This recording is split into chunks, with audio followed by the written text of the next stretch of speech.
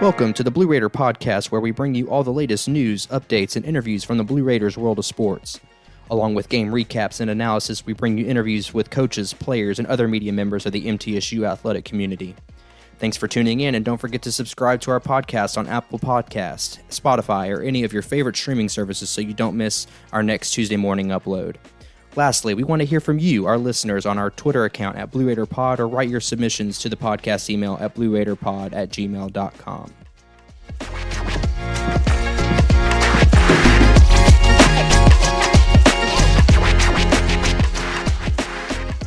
Welcome into the Blue Raider Podcast. I'm your host, Jake Bolden, and today is Tuesday, January 2nd, and I hope all the Blue Raider faithful had a Happy New Year's and enjoying their time with family before we kick off the spring season. Today, my guest with me is contributor and analyst at GoMiddle.com, Oliver Baltz. Oliver, how's it going? Doing great, Jake. How are you doing? Not too bad myself. Cold weather is quickly approaching. Are you able to brave that weather right now? Nah, man, I'm a homebody. I stay inside unless I'm picking my kids up from daycare. Any big plans over the New Year's? No, not too much, man. They're still a little too young to stay up till midnight, if you will. So we'll probably just watch television, maybe stay up all the way, but nothing too fun. Maybe get a babysitter, go out to dinner or something like that. I gotcha. Well, before we ender the show, your Cleveland Browns, a lot of big news going on there. The Joe Flacco era has begun, and the Browns are moving. Yeah, man, it's a fun time. It's the only the second time they've been to the playoffs since I think 2001, I want to say, and which was the year Kelly Holcomb, MTSU alum, played that crazy wild card game against the Steelers. So yeah, after many years of not having fun, it's a good time to be a Browns fan for sure. I'm excited. Excellent stuff. Well, I'm glad to have Oliver on. For those that don't know him, he does a lot of good work over at GoMiddle.com. He's covered the men's basketball team and actually was a host of the Blue Raider Hoops podcast, back in 2018, 2019, is that right? Yeah, it was Kermit Davis's last year. I want to say it was the first year I started doing this. And then, I kind of migrated to more writing. But yeah, it's a good time. I'm excited to be back on the audio waves, if you will. Well, to reminisce on that past podcasting life, right now, as far as MTSU athletic goes, I feel very reminiscent of the 2018, 2019, 2020 season, where it just seems nothing can go right for this program. We're constantly searching for ways to solve our issues, if you will. So, and I know you recently spoke on Calvin White's podcast on Twitter. For those that haven't listened to it, it's definitely a great listen. I highly recommend you take the time out of your day to go listen to that and listen to Calvin and Oliver talk about most of our issues. But to kind of just touch base on that, I think the overall consensus is the team's not scoring the basketball enough. And for the most part, we're not that healthy. Our depth is dwindling. But I'd like to hear your 2 cents on that. Yeah, I mean, you kind of said it all. I think all those ugly demons of Nick's first 3 years here in Murfreesboro are kind of reared their ugly head around. I think it's an issue of just scoring, ball security, shooting, just a lot of offensive woes, a lot of runs where, they only score 0 or 2 points across 5 minutes, a lot of field goal droughts. And it's just tough to play college basketball like that. I think that what helped them in the, these middle 2 years where, they won 26 wins one year and 19 wins the following year, where they had a pretty strong defense. They especially were good at getting blocks or steals, creating fast break opportunities. They had a better offensive rebounding percentage at that point in time. So they were winning the possession game. They were giving themselves opportunities to create better, easier chances to score. And those just aren't happening this year. Let me ask you this. This is an intriguing question or food for thought, if you will.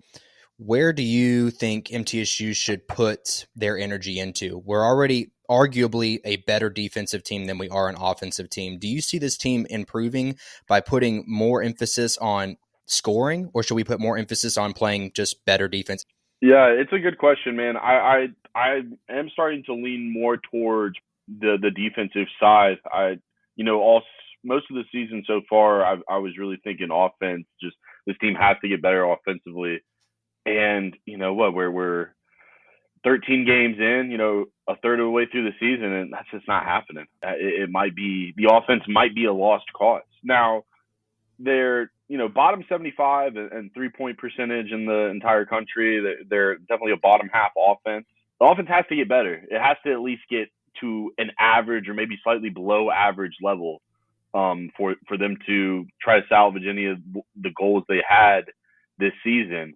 But yeah, to answer your question, I think they do need to sort of emphasize or just get back to their identity as a defensive team, forcing steals, blocks, getting offensive rebounds, and just winning the possession game. If they're not going to be able to outshoot the opponent, they have to have more possessions than their opponent, without a doubt. They have to have more shots. It's just kind of the law of totals in basketball.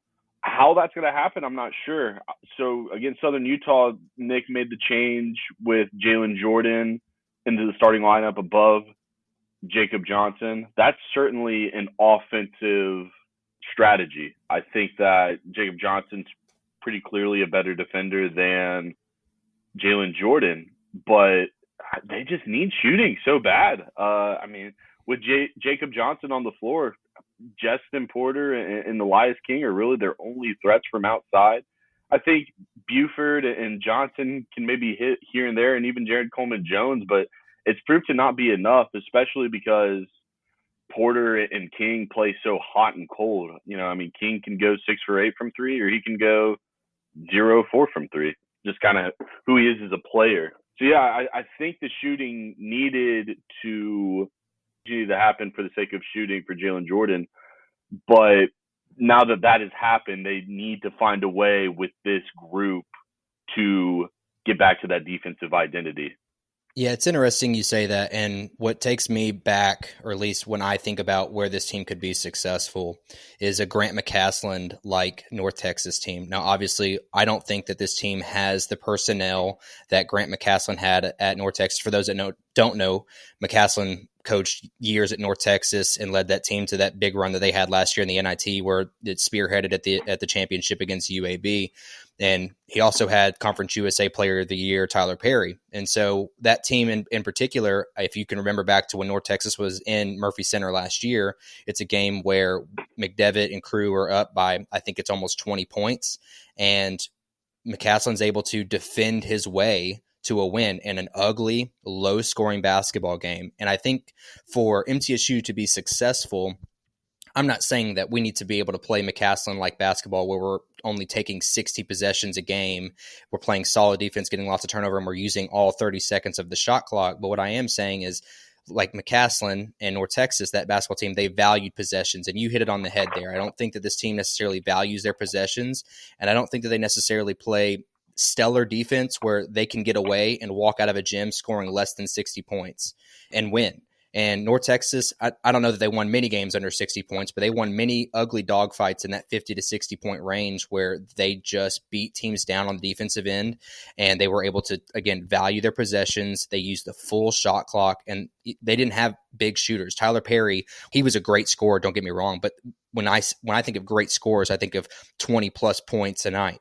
Tyler Perry only averaged 15 points a night at North Texas. And if you could tell me we have a guy like that, I think of guys like Elias King. We just saw Justin Porter in Southern Utah, who's very capable of scoring 20 points a night if they're the focal point of our offense. Tyler Perry was great at creating his own shots. Tyler Perry was also great at scoring without the basketball, as they say. And the offensive scheme, I don't see that movement as much as I would like to. I know I'm comparing apples and oranges here, again, given the personnel that North Texas had to MTSU. But again, to kind of answer my own question, I like to think that if we focus on playing a lot better defense, creating extra possessions, and then in turn valuing those possessions, because like you touched on in your podcast with Calvin, I think that McDevitt is willing to take the good with the bad, and the bad is definitely the turnover rate. So if we're able to limit the turnovers, take our time on the offensive side, be more patient, keep the ball out of the center's hands, we've got to change that up. I don't know how else to be about that. I think JCJ is just too impatient. I think he's kind of a deer in the headlights with the ball, and he's not DeAndre Dishman. It's pretty plain and simple as that. So, but to segue into what we're talking about today is mostly the Conference USA preview. We're rolling into the season. We're at the time of this release, we're a week away from the Conference USA season. And I'm just interested to hear your input as far as what are things that you see for this program as we roll into a new look Conference USA. Yeah, I do think there is some advantage to the incumbents, it being MTSU, Western Kentucky, Louisiana Tech, UTEP, and FIU. That's not to say Liberty's not a powerhouse. They definitely are. I mean, they could definitely easily. I mean, they're still expected to win the conference, and if I had money on it, I would put it on Liberty still, no doubt. I do think, as great as they've looked in the non-conference, that they may have more trouble with their opponents in a brand new conference because the Atlantic Sun, I don't want to be disrespectful, but I think they're bottom 10 conferences in college basketball out of the 31, I believe, conferences there are. They're definitely bottom 10. Conference USA, before all these teams migrated, were around 10 or 11. They've fallen to maybe 13 or 14 this year after all those teams left for the AAC, but still just a whole different level of athleticism, night in and night out, playing these teams and seeing these opponents. I think they will have more trouble. I think MTSU will be obviously comfortable with that level of competition night in and night out, since they have a team that has been in Murfreesboro and played in Conference USA, their whole career in Murfreesboro, obviously. I think that they could get a leg up. When I look at MTSU's conference schedule, they start with Louisiana Tech at home. Obviously, they are one of the best teams in the conference, probably easily second after Liberty. That's going to be a very tough game. But then you look at Sam Houston State, Texas El Paso, New Mexico State, Jacksonville State, FIU. 3 out of those 5 games are at home. That is a schedule that sort of supports MTSU to go on a run. I think Louisiana Tech, if you can find a way to win that game, that sets the story for a whole new season. You don't have to really think about everything that has happened up to this point in time. It just doesn't even really matter anymore. You can ride that win, hopefully win another 3 or 4 out of those 5 games against easier opponents. And you're 4-2 or 5-1 to start the conference season. That would be huge for this team, considering that they've started 5-8 on the year. Yeah, absolutely agree. I have those first 6 games pinned down as potential season changers for the guys.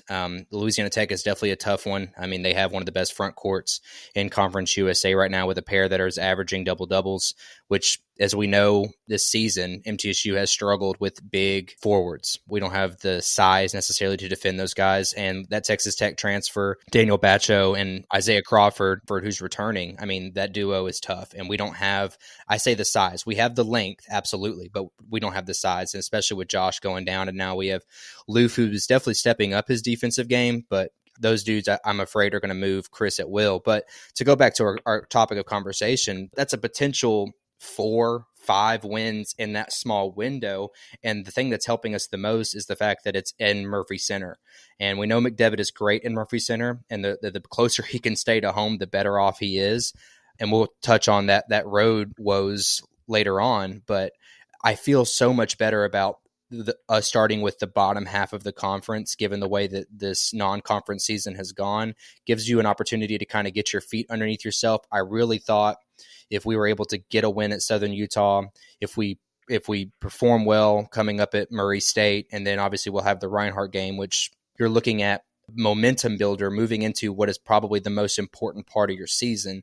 And I don't care what anyone says, those guys are out there to win basketball games. And when you have 3 wins on your back going into a game like La Tech, it's not hard to get up for a game like that. That's also a game where, if you remember back to last season, we whooped Louisiana Tech on their floor. We embarrassed them. And I have to imagine that the Bulldogs have that in the back of their mind coming into Murphy Center. I mean, we embarrassed them on their floor. I would have to imagine that same is going here. So that worries me. But to play off of that, there's so much emotion already behind that game that it could propel this team forward that first half of the conference schedule. Yeah, and it's easy to remember because, like you said, usually Nick McDevitt teams have struggled on their road games, but that was the outlier of last season. Definitely, just they played a really really good game. I believe they were up double digits, or at least 8 or 9 points for most of it. It didn't really feel that competitive from what I can recall. I think that you brought up North Texas and Tyler Perry a few minutes ago. I think something that was a staple of McCaslin was how slow of a pace that he played at. Which what I find interesting is MTSU is 358th in pace this year, which is fifth to last or sixth to last. That's not typical. That is kind of the one difference compared to maybe his first 5 years here in Murfreesboro. He's never been a super fast team, but it's usually around the middle, maybe a little bit above, maybe a little bit below. But sixth to last is pretty slow.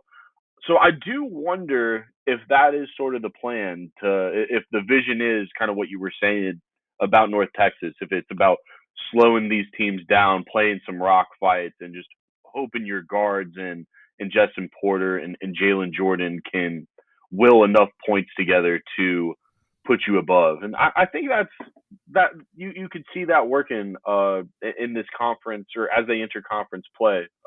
There is Liberty, looks like their pace is around that level. Jacksonville State's around that level, but everybody else plays a pretty average or above average pace. So if they're able to slow these teams down, get them into these rock fights, I think they can potentially take advantage and go on a run.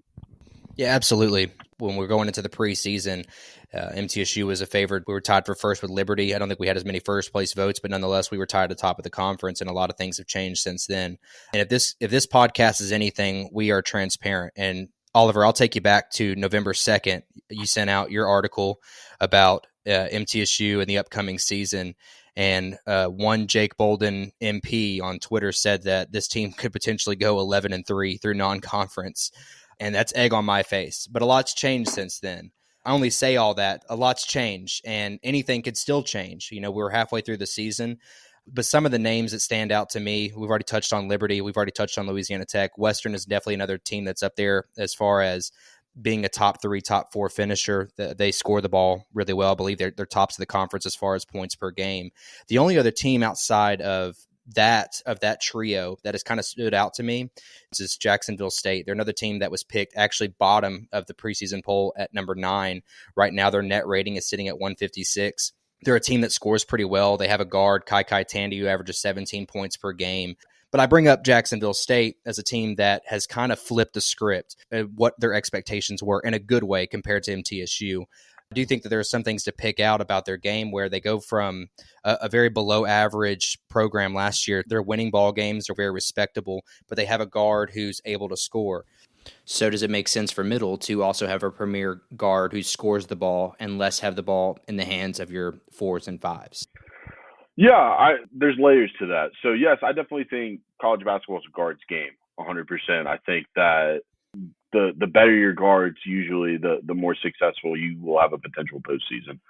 I do think there is benefits in the centers touching the ball, and I think Dishman was great at it last year because he had such a high IQ for somebody his size, somebody his physical ability. He's able to draw that center out because the center has to guard him, because he's able to draw the opposing center out. That creates spacing, creates room for backdoor cuts. And even if he doesn't have the shooting, with Jared Coleman-Jones, you see that sort of strategy of the opposing center having to come out and guard him, but he just doesn't have the decision-making chops that DeAndre Dishman had. I do think they just don't have the personnel this year to run that sort of offense. So, yes, I definitely think it's a guard's game. Kind of going back to your question on the defense versus offense, should they kind of go all in on one or the other? That's sort of the battle here, because the more guard heavy you go, you might lose some on defense. Or obviously, if you continue to go less guard heavy, you might continue to be a bottom quarter team on offense in the country. So it's something they're going to have to figure out. I still would believe that it just makes more sense to play Jalen Jordan at the 2. I think that we saw Justin Porter's potential as a scorer against Southern Utah when he's playing with another guy who has that sort of ball skill. He could be that sort of poor man's Tyler Perry this year. I think that's probably their best chance at kind of turning it around and really going on a run in conference play. Yeah, I think us playing small is really our only outlook, given now that we're, again, down to just 2 true centers with JCJ and Chris Loof.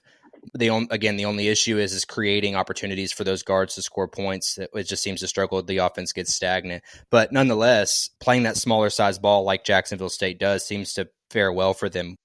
Kai Tandy has been able to transform that team for the better. And for us, we lose a guard. The script has been flipped all based on one player. And losing Cam seems to be detrimental to us. And I know you said that he may not be the difference in the season declining like it has, but he definitely is the difference in those 2-3 point ball games that we lose. And I even think back to Southern Utah, like if we had a guy like Cam Weston, it would certainly have changed the outlook and the outcome in a game like that. Yeah, I mean, Porter has to grow up fast as far as his playing ability, and it's not really fair to him, but sort of is what it is. As soon as Cam Weston got hurt, I think we all knew that the season's going to kind of fall in Justin Porter's hands. It's all on him.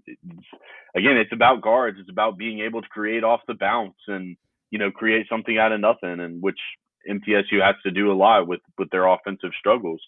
So, the game against Southern Utah, it shows some positive growth. It's encouraging. Hopefully, he can string multiple games like that together, and he can become that all-conference type guard that MTSU desperately needs.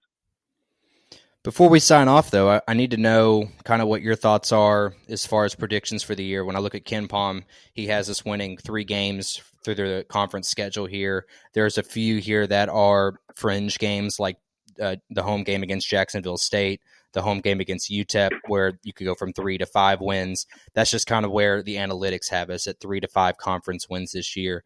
I want to know from your insight, Oliver, what do you think realistically? I mean, are we going to be bottom feeders? Are we going to fall from grace all the way down to the 9 spot? Yeah, I mean, it's honestly fair. It's hard to really watch the non-conference and think anything else. I think there's always a range of possibilities in anything. So I think that could they go middle of the pack? I mean, they're projected at 5-11 on KenPom, like you said. Could that be more like 8-8, 7-9? Yeah, definitely. If they take care of home court like they are capable of, if they win a couple on the road, which I think they are capable of in this league where there's a few teams that aren't world beaters by any stretch. Yeah, I think that's possible, and maybe even beyond. Again, I do think there is value in being an incumbent to this league. I think that there is value in a team that a lot of these players have been there for 2 or 3 years now, and they're comfortable with Conference USA. They're comfortable with MTSU. I do think that's an advantage. So maybe we will see a different sort of team in conference play. I think that's definitely in the realm of possibility. However, yeah, it's tough to really bank on anything more than 5 wins at maybe even 3 wins in the worst case scenario and 7 wins at the best case scenario is what I would say. Yeah, I couldn't agree more. I'm afraid that we're kind of doomed for that 5 win at the best case scenario as far as conference play goes. I don't necessarily see us at the bottom. I do think FIU is a team that'll probably find themselves down there with us. But that's kind of your best opportunity to win, a home and away is with that FIU game. So we just lack consistency. That's my biggest thing is if I felt better going into conference play, like if we were able to have a more competitive game at St. Mary's, if we were able to pull out a game where you led for 30 minutes at Southern Utah, we'll see what we do at Murray State. We're going to beat Reinhardt. That's 4 games where you've kind of pieced together some sort of momentum. I'd feel a lot better and say this team could easily go 500 in Conference USA. But right now, I have no confidence in that. A lot will be said in that matchup with Louisiana Tech. on the 10th. I mean, we're going to learn a lot about this team and what their capabilities are as far as getting their head on straight and focusing up for the second part of the season. So a lot to decipher still. We're still trying to find our way. I don't know that I, myself as a fan, can keep doing this 26 win to 9 win seasons. It takes too much on me. So with all that to say, we'll see, and I think that's kind of the mindset all of us fans have to have, is we'll just have to wait and see. I'm not here ever to say that we should be cutting ties mid-season. I think McDevitt is a great X's and O's coach. I think he's lacking the personnel right now. I don't know that this team is as talented as it needs to be a top team. But I certainly thought that 2 players ago back in November. So, that's why I can't discredit him too much. Yeah, definitely. I think it is hard to kind of go so hot and cold like you mentioned. I mean, what I keep going back to is how great the stretch was before Nick McDevitt got here. It was easily the best 7-year stretch in the program's history. You had multiple tournament bids, conference championships, an AP ranking. I mean, that's huge. And, here we are 6 years after Kermit left for Ole Miss, and we've had 4 seasons. Well, I mean, just projecting this season, say they only win 10 or 12 games, that would be 4 out of 6 seasons that are 12 games or less. If you look at the history of MTSU's athletics, or at least in the modern era of it on Sports Reference, all 4 of these seasons are within the 10 worst seasons in program history. So to have them bunched up together like that, it's not good. It has always worried me is that we're squandering the momentum that was built in that mid 2010 stretch. Obviously, MTSU's brand was being built high at the men's basketball level with, all those accomplishments that I mentioned, tournaments, conference championships, AP ranking. Is the national audience starting to forget that? Is the brand identity starting to be tarnished? We could really use them to salvage some of what we expected this season, and I guess we will see. Absolutely. Well, great stuff from Oliver as always. Before we sign off, though, let the people know your socials, where they can find you, and of course, where they can find all your work. I'm at @GoMiddle_Oliver on Twitter, formerly known as Twitter, now known as X. I type up a few pieces here and there at GoMiddle.com. I try to do some game previews on our forums at our main board on Go Middle, so check me out there. Does a lot of live tweeting. He's great with it. A lot of information, a lot of great insight from Oliver. Again, Oliver, I appreciate you coming on. Thanks, Jake. Great stuff from Oliver as always. Very insightful. And of course, I can't recommend his stuff enough over at gomiddle.com. Next, I will run over the Lady Raiders' upcoming conference season and really short talk to go over as we discuss the Lady Raiders in Conference USA upcoming season. Realistically, the Lady Raiders should have no issues rolling through this league as we saw last year. I would anticipate this team doing better at 16-0. However, given the recent events of the loss to Grand Canyon, I do see some weak spots in this team. The most glaring weak spot on this team is their shooting ability on the road. We see games like Michigan, Belmont, and now Grand Canyon. We see the Lady Raiders struggle to put the ball in the hoop. However, unlike the men, the ladies tend to play solid defense on the back end. However, when you look back at the games against Grand Canyon and Belmont, where the recent game on Saturday, the Lady Raiders give up 45%, where in return they shoot 35%. I think their biggest problem in the shooting department is they just have these moments of a scoring drought that kind of gets them behind. And for the most part, this team plays good enough defense to back up those scoring droughts. However, we see at Grand Canyon on Saturday, they go from all the way at the 2-minute mark of the third all the way to the 6-minute mark of the fourth. So that's a 6-minute period where the Lady Raiders aren't scoring, and the lead goes from 3 points all the way to 13 points. So games can certainly get out of hand, and if you can draw back to the Belmont game, certainly got out of hand there where we're not able to put the ball in the hoop. And a lot of that just comes from scoring production outside of Savannah. Savannah once again scores 20 points. That's 3 straight games now.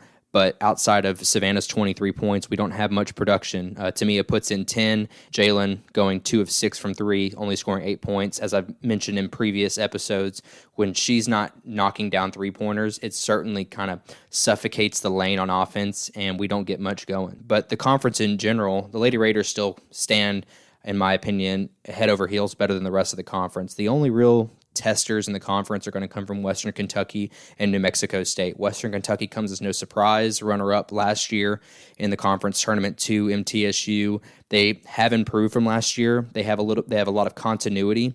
One of the names that stands out is Acacia Hayes, which is certainly a name to Blue Raider fans that should stand out, as both of her older sisters played at MTSU before transferring out to Mississippi State, but Acacia is sticking around for her sophomore campaign. She averages 17 points per game, which leads Conference USA. She's certainly a threat, not only when she's not scoring, because she has great assist numbers, but she's definitely caused the Lady Raiders some headaches. Lady Raiders don't tend to have struggles defending very good guards, but back to New Mexico State, they're one of the best defenses in Conference USA. Where New Mexico State falters is certainly their scoring ability. They average only 62 points per game, which is next to last in the conference, but they do hold the opponents to 57 points per game, which is best in the conference, first ahead of MTSU. So with that being said, I see those two games as being potentially our only real issues, given that our road shooting woes that we have had that have been apparent this non-conference season. But outside of that, I think the Lady Raiders should have a good season. The other team in the conference, if you can remember back to the preseason poll that was also picked atop of the conference with the Lady Raiders, was Liberty. They were projected to finish second in the conference, but since then, they've been quite the head-scratching team. Since the beginning of the year non-conference contest, they've gone 2-9 in Division I, and 2 of those wins are over potential NCAA tournament teams in James Madison and Grand Canyon, the team the Lady Raiders just lost to. So, but inversely, they have some very bad losses on their resume, including 3 losses to teams that are above 200 in net ranking: Towson, North Carolina A&T, and then including a 12-point home loss to Radford, who is bottom 100 teams in NCAA Division I. So again, Liberty is a team that is head-scratching on paper because they look like a good team. Granted, they don't return a lot of that experience that they had from their team last year.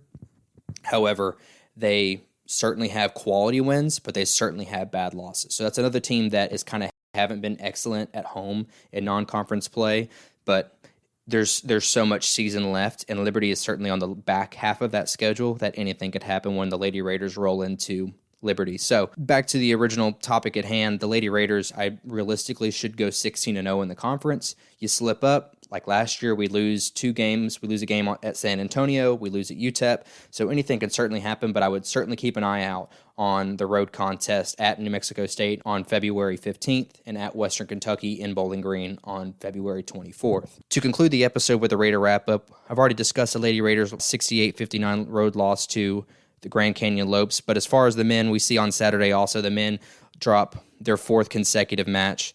This one coming at the hands of Murray State, 75-54 road loss, which again is just brutal. When you look back at the game, Raiders are up by 10 in the halfway through the first half. Things seem to be going really well. We get into our patented scoring drought where we're only capable of scoring 4 points over the next 5 minutes. We relinquish our lead to Murray State, and of course we never garner it back.